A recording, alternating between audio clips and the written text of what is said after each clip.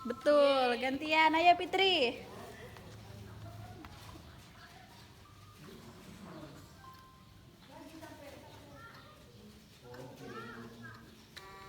Salah.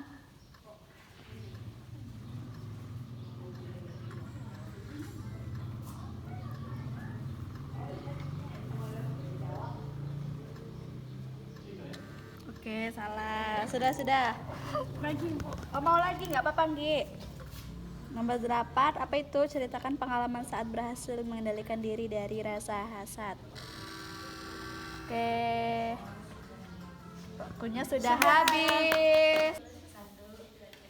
Jadi, gimana pertanyaan tadi, agak deg-degan atau tidak? Deg-degan. Seru. Siapa yang salah? Saya ada satu. Oh, berarti yang benar cuma Dinda sama Elvia. Iya, Bu. Beri tepukan. Oke, mungkin inilah pembelajaran pada hari ini. Ada yang mau menyimpulkan? Saya, Bu, tapi lihat catatan saya tadi. Oh iya, nggak apa-apa, silakan Anggi. Di sini. Ya. Jadi, dendam adalah kemauan yang keras dari seseorang untuk membalas kejahatan dari seseorang tersebut dan sangat membahayakan serta merugikan orang lain. Sedangkan hasan adalah perasaan tidak senang. Hasad ya, Bu. Iya, Hasad atau dengki adalah perasaan tidak senang terhadap orang yang mendapatkan nikmat dari Allah. Sedangkan ghibah adalah sifat membicarakan aib orang lain.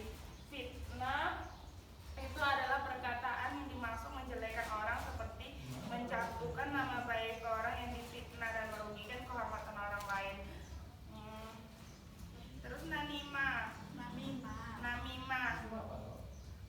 Perasaan tidak senang. Oke, beri tepukan tangan. Sini, mau Ninggi. Mau, Bu, makasih ya, Bu. Iya. Ya, Bu.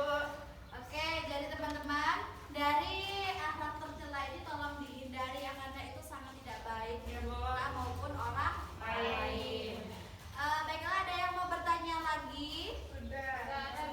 Oke, Ibu kira anak-anak ini sudah mulai paham ya. Ya. Tolong jangan diterapkan sifat akhlak tercela ini dalam kehidupan kita sehari-harinya. Ya, Bu.